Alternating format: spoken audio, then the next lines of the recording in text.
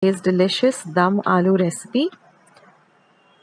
So now here I've taken 20 baby potatoes and I've washed them really well. And now I'm going to use a peeler and peel the potatoes really well.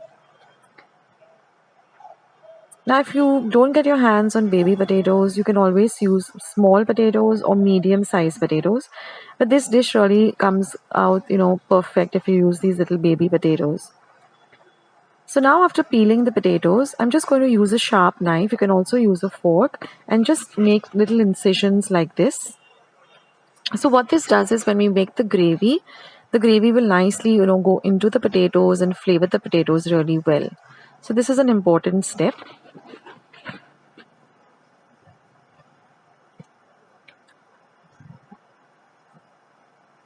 Now once that is done, I'm going to heat about 5 tablespoons of oil.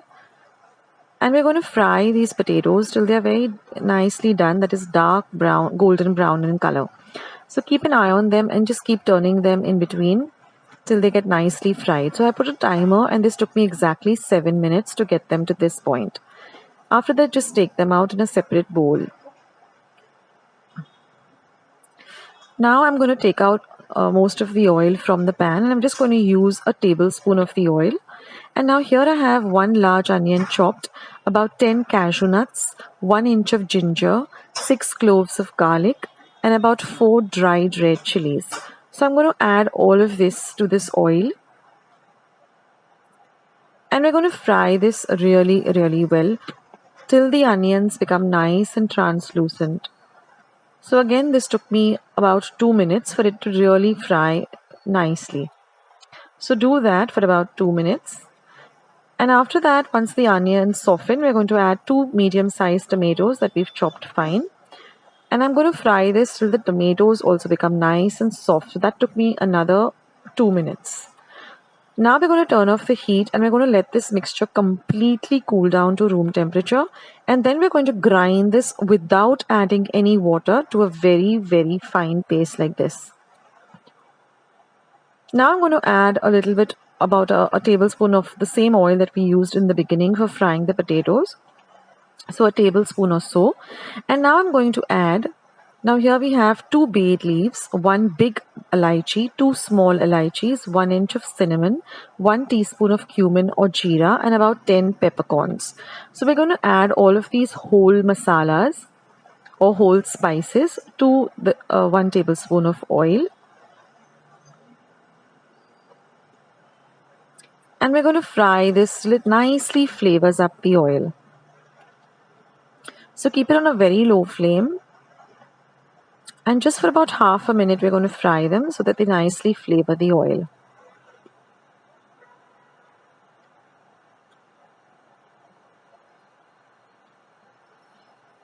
And once that is done, we're going to add our paste that we ground to the whole spices that we fried.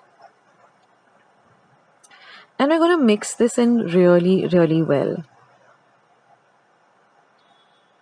So we're going to fry this masala or this paste for about half a minute with the whole spices. Now I'm going to add half a teaspoon of turmeric powder or haldi powder, 1 teaspoon of red chili powder. Mix it in well. Now I'm going to add 1 teaspoon of coriander powder or dhania powder, half a teaspoon of cumin powder or jeera powder, 2 teaspoons of Kashmiri red chili powder for the color, and 1 teaspoon of dry mango powder or amchur powder. So mix all of this really well together. Keep your flame on very low because we're adding powder spices. So mix all of this really nicely together. The flavor, the aroma in my kitchen is just amazing with all these beautiful Indian spices. And now what we're going to do is we're going to cover this and keep it aside for about 5 minutes on a very low flame till all of the masala gets nicely fried. And now I'm going to add 1 green chili that I've chopped fine. So keep stirring in between when you cover and keep it for 5 minutes. And now you can see that there's some oil oozing out of this masala. Now I'm going to add 1.5 cup of water. Now what I did is the mixer jar in which I ground the masala, I added 1.5 cup water to that, rinsed out all the masala, and I'm going to use that water itself. So now mix it in really well. If you want it a little thinner, then you can add a little more water, say about a 1/4 cup of water more, and mix all of this really nicely together.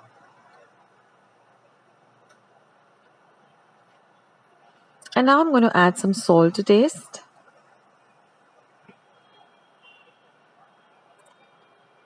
And now we're going to add our fried potatoes back into the curry or the gravy. Mix everything in well. And now you're going to cover and keep this for 15 minutes on a very low flame, stirring in between. And after 15 minutes, you'll see that it has nicely thickened and the masalas have all come together very well. The potatoes are nicely coated with the masala. So now I'm just going to add half a teaspoon of homemade garam masala. I leave a link to the recipe of how I make my garam masala at home. Mix all of this well together. You see how the curry has nicely thickened up. I just can't wait to dig into this. And then I'm going to turn off the flame and I'm just going to add some lovely fresh coriander leaves that I've chopped as a garnish. And we're going to mix in the coriander leaves too. And that's it, guys. Your lovely dum aloo recipe is all ready to enjoy.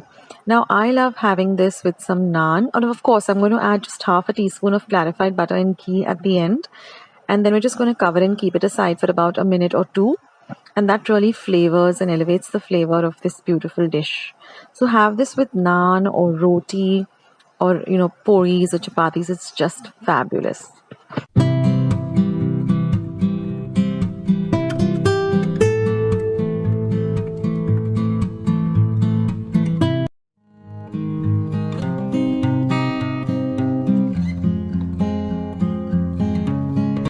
So friends, let's take today's lovely recipe of bhatures.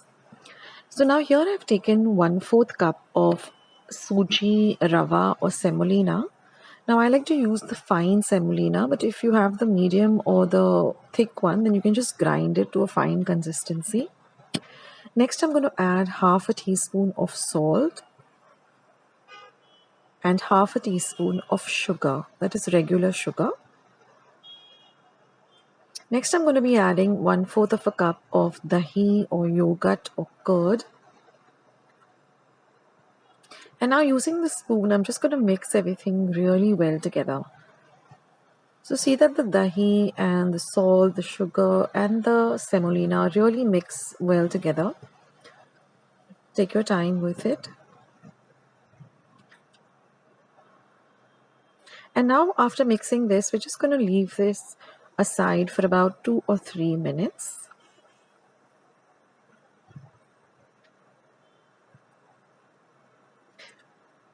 Now after 2 or 3 minutes, again, I'm just going to mix it up all together once again. And now I'm going to be adding half a teaspoon of baking soda. If you don't have baking soda, you can use 1 teaspoon of Eno fruit salts. And again, just whisk this or just mix it together with the spoon really well. Because now we want the baking soda to, mix up with all the other ingredients, and that will give us some really lovely puffed up and light bhatures. So once you've mixed all of this, we're just going to add in 1.25 cup of plain flour or maida. And again, mix the maida with all of the other ingredients really well.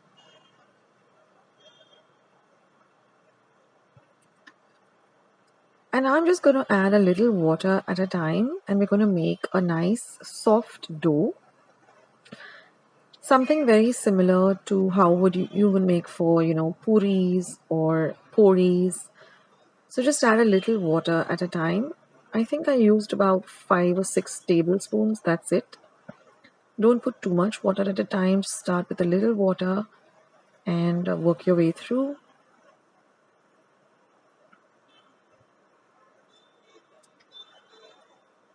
So these bhatures go really well with some chana masala or chole, So I'll leave my recipe of how I make my chana masala in the description box below. It's a super simple recipe. And just squeeze some lemon on the chole and some lovely onion at the side and these baturas, and it's an entire meal and it tastes really, really amazing. So now my dough is ready, as you can see. So just knead it really well. Take your time with it. Take about 5 minutes, but knead the dough really, really well. We want a nice, soft and flexible dough. And now I'm just going to add a few drops of oil and again knead it.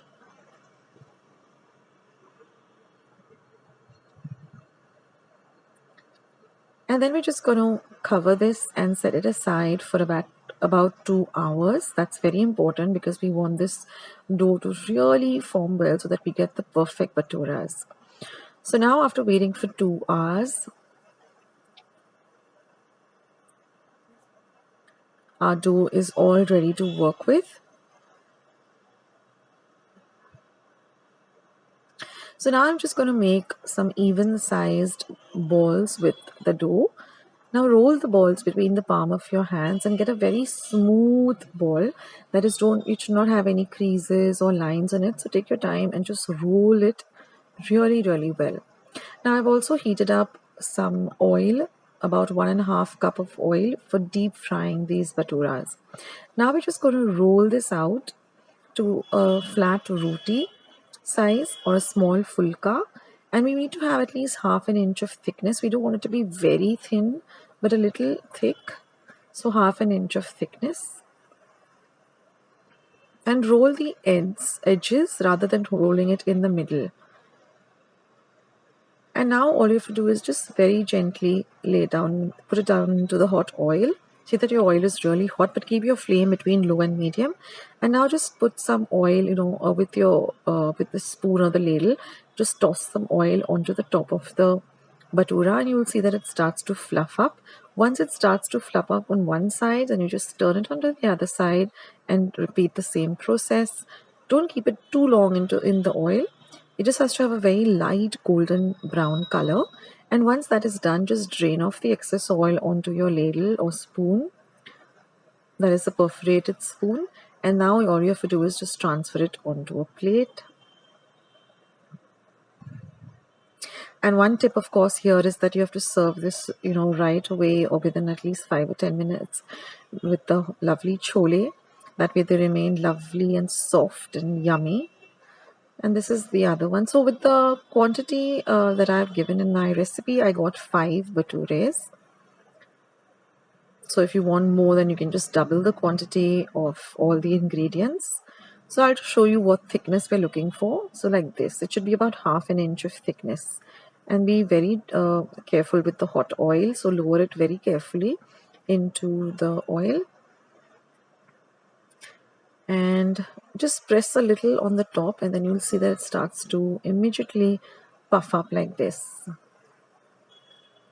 So guys, do give this recipe a try and let me know how your baturas turned out, and serve this with some lovely chana masala or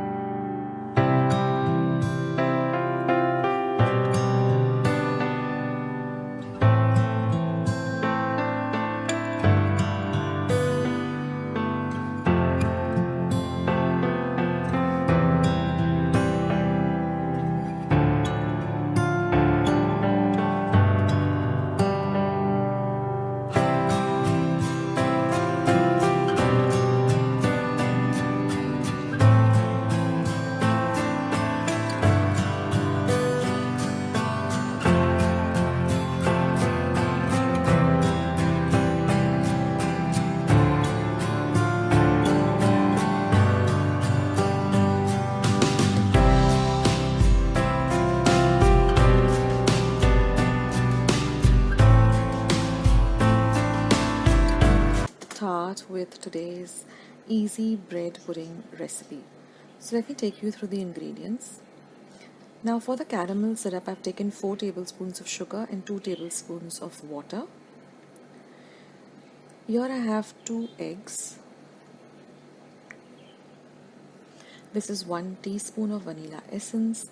This is about half a cup of powdered sugar. These are about 8 slices of bread that I've just made into a fine powder in my mixer. Now I'm going to be using a steamer today to make this, and I also require 1.5 cup of milk. So first we're going to make the caramel. Now for the caramel, I've just taken a saucepan, preferably a non-stick saucepan. I've just added my sugar and my water, given it just one mix, and then I've just let the sugar and the water dissolve. You don't need to stir after this. Keep it on a low to medium flame, and you will see that the sugar just starts to caramelize and turn into this beautiful dark golden brown color. Just keep an eye on it though, but don't stir it. And the minute you see the edges of the syrup starting to become golden brown, then you just give it a shake just move the vessel and stir it just a bit, and then just put it into this dish into which you're going to make the caramel. And then what I like to do is I like to get an even, get it evenly spread. I just put it on my gas flame and let it melt so that it evenly coats the base of the dish in which I'm going to make it. Now I'm just going to beat the eggs in a large bowl. I'm going to add my vanilla essence, give that a good mix. Then I'm going to add my powdered sugar. I've just taken regular sugar, put it into my mixer or blender and just given it a blitz. See that everything is well mixed together. Now I've used slices of bread. You can also use pav, that's available. Now just add the milk and again give it a mix. Now you can tear up the bread or the pav with your fingers and make it into a very fine into crumbly form. But what I like to do is I like to put it into my mixer and give it a blitz. That way you get a very even and smooth texture, and you don't get lumps of bread in the pudding. So now I'm just going to add this, and I've used brown bread. You can use white bread. Generally at our place we like to have whole wheat brown bread, so I've just taken the slices. You can even use leftover bread also, and then just give everything a very, very good mix. Now our caramel has already set into the dish. I've just used a regular baking dish. So you can see that it's actually solidified. So now I'm just going to pour my mixture over the caramel.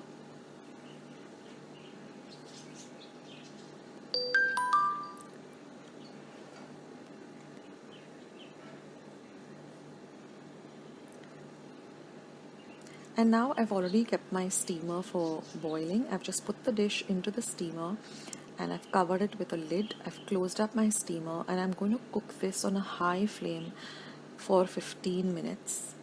I've actually kept my timer on and I'm going to cook it for 15 minutes. And then I'm going to let the steamer completely cool down.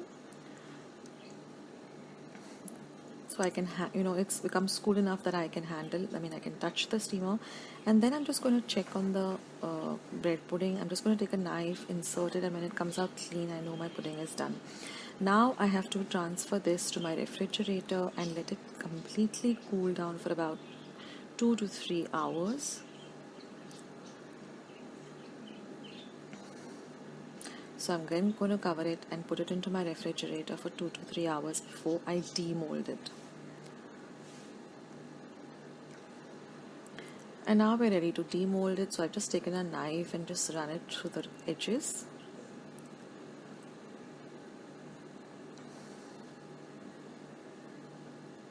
And then I'm just going to put my plate on top of it and invert it. Then I'm just going to tap on it gently till you can actually feel that the pudding has, loosened up from the dish. and you can just demold it. And you can see the pan has also come out quite clean, and I've just transferred it to a clean plate, and I just poured whatever little caramel was there in the side of the other plate onto the top of this. And I can, you can cut it up immediately, or you can even, chill it further and then cut it up, and then you get this beautiful slices of bread pudding.